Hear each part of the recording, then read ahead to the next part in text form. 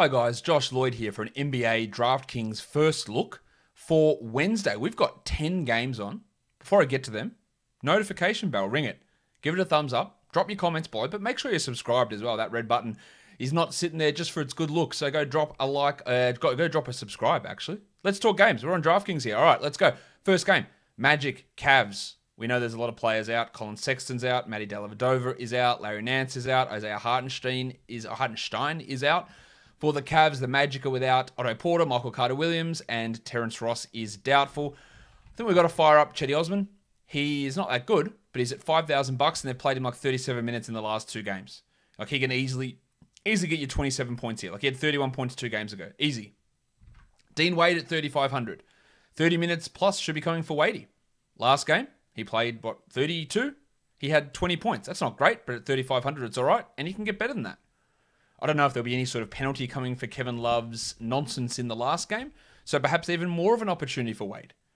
Chuma Rakiki's at 4,900. His last game was really good, but prior to that, he had struggled a bit. I don't mind him, but I wouldn't be going all in there. While Wendell Carter Jr. is at 6,600, I think that's a little bit too high for Wendell, while 6,300 for Cole Anthony looks just about right to me. I like what he's doing. He's going to have the ball in his hands a ton. Garland's at 7,700, and most nights, that's a pretty good option. The problem I have here is the Magic. They can slow things down a little bit, and that might put a bit of a limit on what he can do. 7,200 for Jarrett Allen. I do think the matchup suits him here, so I think that one is one that could work a little bit. While Mo Bamba at 52 is just a flyer type of an option, because we just don't know how the minutes are going to shake out between him and Wendell. But if Carter gets 25, or if Bamba gets 25 minutes, then he's going to be an absolute bargain at that salary. Next game we take a look at is the Atlanta Hawks. They're taking on the Philadelphia 76ers. Trae Young is out, Cam Reddish is out, DeAndre Hunter is out, Tony Snell is out, and Kevin Huerter is doubtful. Brandon Goodwin is questionable, so what they can do at point guard, I've got no idea. It would have to be Bogdanovic, maybe Chris Dunn, but I will continually state that he is not a point guard. Even though they might have that designation listed on him, and maybe they play him there, he really isn't a point guard at all. The Sixers are 8-point favorites. The total's 220. Goodwin's at 43, so if he is ready to go, I think there is at least some intrigue in using him. Lou Williams is at 45. Maybe they start him at point guard. I don't really think he's much of a point guard either, but there is value in him at 4,500. And Capella's at 89. It feels a little bit on the high side against Embiid. I love the 6,700 for Bogdan Bogdanovic. I think that's a really strong price. While Simmons at 7,700 for Philadelphia. His first game back from illness, I thought was pretty good. He had, 32 or 31 in that game, it's all right, but that was only in 23 minutes. So there is a lot more upside in what he can do. Embiid's at 10.6, and I'm not 100% sure he's going to get enough minutes to get to that level. There is a chance for Solomon Hill at 3,600 with the absence of Huerter. They're probably going to have to start Hill. Now, he's not the greatest per minute producer, but he can have 24. I think there's 24, 25 point upside there, which at 3,600 at least has to be considered. John Collins at 73 feels too high, and I'm not interested in Danilo Gallinari. Maybe you could twist my arm onto Chris Dunn, but in his second game in like 15 months or whatever it is, it's not that long, but it's pretty close to it. I wouldn't expect his minutes to be through the roof, irrespective of who's in and who's out of this Hawks team. Next up, we look at the Chicago Bulls taking on the New York Knicks. No Zach LaVine still for Chicago, of course. The Knicks are 5-point favorites. The total is a very, very small 207.5. Derrick Rose has been putting up some really big numbers. He's getting a lot more playing time. He's at 5,400. We look at his last log of games here, 38, 38, 31, 26, 38. And at 5,400, to me, it's one of the biggest no-brainers out there. Noel's at 4,400, which is all right. And then Daniel Tice at 4,600. It looks appealing when you looked at his last game and you go, man, Daniel Tice had 52 DraftKings points. Holy shit, that's awesome. I don't really think that's an appropriate expectation for Tice. 25 might be. And that's fine at 4,600. Quickly's at 4,000. I think there's value in that. I know Thibodeau can really ruin us by playing him 6 minutes, but he's had like 20 plus in about 6 straight games. Kobe White, 6,300. I like it. The only thing that would worry me there is the Knicks defense, but I think that looks all right. While the double royal Julius Randle's up at 10-3. And his shooting woes probably make me want to avoid him here. And same with Rowan Barrett at 6,600. Vooch is at 10-4, and I also think that that's probably a little bit too high. Reggie Bullock at 5,000. I think there's a little bit in that for Bullock. I reckon there's some value in it. The next game we look at is the Charlotte Hornets. They're taking on the Boston Celtics. It's a back-to-back for both of these teams. Obviously coming off of games on Tuesday. Kemba Walker will be out for Boston. We don't know about Jason Tatum or Robert Williams. They both sat out on Tuesday. They could be returning in this one, while the Hornets will be without Ball, Hayward, and Monk. Rob Williams at 5,600. I wouldn't want to trust that first game back. Devontae Graham's at 6,100. I do think there's a little bit of value in that. I wouldn't feel particularly excited about it, but there is some value there. While the 96 for Jason Tatum is all right, but I wouldn't say, hey, my Obi's got something to say.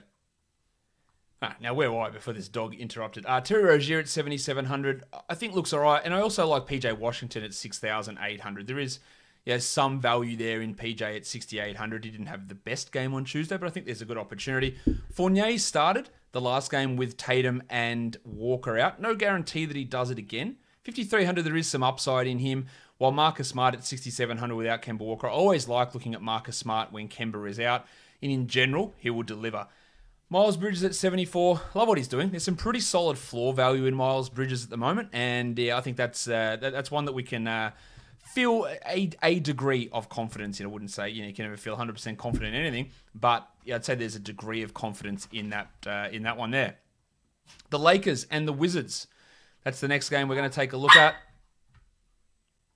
The Lakers are 3-point favorites. The total is 223 points. Alex Caruso's questionable after leaving the last game with back issues, but otherwise, injury-wise, Schroeder's probable, Davis probable, KCP's probable, Robin Lopez is probable after missing the last game. Westbrook is at 11,100, and we know that he's going to rack up counting stats. It's just going to happen. He's going to get almost 60 a game. He's one of the best options that you can throw in for DFS. Well, Andre Drummond's playing pretty well at the moment, averaging 37 over his last three, and now he gets to match up against Alex Len. Now, I always have a little bit of concern about the upside of Drummond's minutes, but I don't mind it there. Gafford's at 4,300, and Scott Brooks can just dick him around. We know that. That'll happen continually, but the upside in him is massive. He can be a 30, 40-point guy pretty easily, but he can also be a 20-point guy. Davis is at 9,2. He's historically done well against the Wizards, but he's not quite all the way back, and I very much am not feeling using him as a DFS guy. Brad Beal's at 10,000. Yeah, look, it's all right. I don't love the matchup here for him, while Hachimura at 53 is not one that I'm particularly keen on either. Bertans at 46 has got some upside, and Montrezl Harrell at 53. Harrell had some really big numbers last game, 30 DraftKings points, and he averages 40 against the Wizards in the past. But I'm just a little bit concerned about where his minutes are going to lie and whether there's enough there for him to put up the numbers that we would hope. With Robin Lopez back, I think any value in Alex Len is done, thankfully. The Spurs and the Heat 5-point favorites. The total is 209, so a pretty low total here in this one. We don't know about a couple of Heat players. Tyler Hero and Kendrick Nunn are both questionable, but Duncan Robinson and Andre Iguodala off the injury report. We know that Derek White is out, so Lonnie Walker's going to most likely get a start. Now, he's usually not a very good player, but at 3,600, him to get 20 points, that's not an outrageous number. But look at these last two, 3 and 2. Sorry, 3 and 3. Like, they're rough. 27 is great, but there's just a lot of nothingness in there from Lonnie. But he is going to push to 30 minutes most likely, and that would at least put him into that discussion for you. Rudy Gay at 42, I don't really love. Jimmy Butler's at 95. Love what Butler's doing. He's averaging 49 over the last 5 games. And that's pretty bloody good. Well, Kendrick Nunn's at 58, and if Nunn does play, I would use him at that 5,800, especially if Hero is sidelined and Nunn happens to play. Keldon Johnson with Derek White out. He's stepping up a little bit. I'm not against using him. I think there is value in it.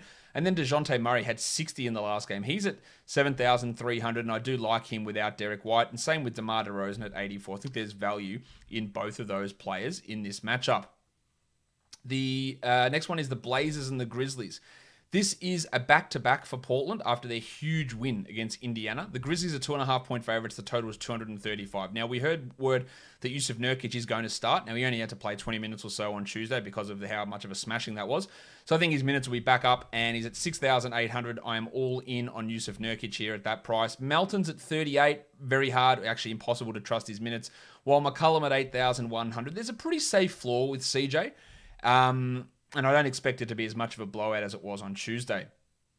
Ja Morant's at 82. He is crushing at the moment, and I'm still using him at that price. That's fine. Lillard at 9.3. I'd save my money and take Ja, save $1,000 there. While Norm Powell at 64 also feels just a little bit too high. Not the greatest game, I think, for fantasy value outside of, say, Nurkic and Morant. They're probably my best two options in this one. The Pelicans and the Denver Nuggets. Nuggets are 4-point favorites. The total's 228.5. Still no Monty Morris, of course. Steven Adams is questionable after missing the last game. If he is out, Billy Hernan-Gomez will be the guy that we look at there. Facu Campazzo is at 4,800. He'll be the Nuggets starting point guard. He'll get a decent chunk of numbers, averaging 24 over the last 3. So that's a safe-ish floor guy. I don't know if his upside's that high, but there's a safe floor there. Big Chungus Nikola Jokic is at $11,000. That's fine with me. And Aaron Gordon at 52. I do think there is some upside in using Gordon. I worry about what they're doing with his minutes, but there is upside there. While Maga Porter Jr. is at 8,600, which I do like quite a bit, given the absolute shooting streak he is on. 5,400 for PJ Dozier feels on the high side. While Zion Williamson at 10.2 is too high, and Ingram at 8.8 also feels a bit on the high side. Lonzo Ball's up to 6,500. I actually like that. He's playing pretty well at the moment, and I'm not going to buy into whatever Eric Bledsoe did last game and think that's going to return, but he is at 4,600.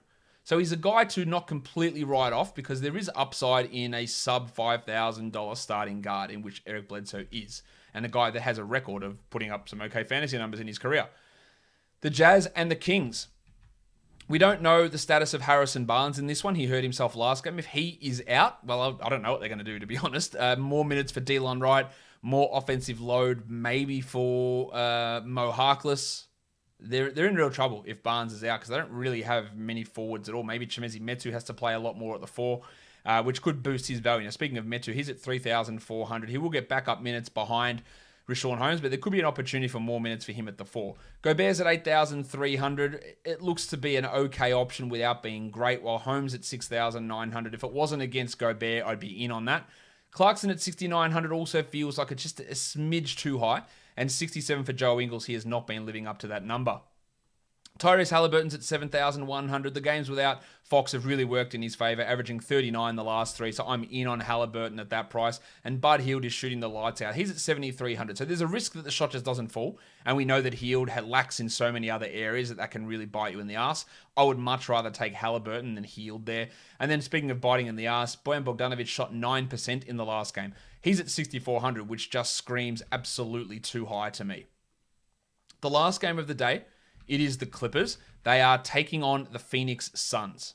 No spread or total yet. We know Beverly and Ibaka are out, and Kawhi Leonard has been upgraded to doubtful, but that doesn't mean he's going to play, while Jay Crowder and Dario Saric are both questionable.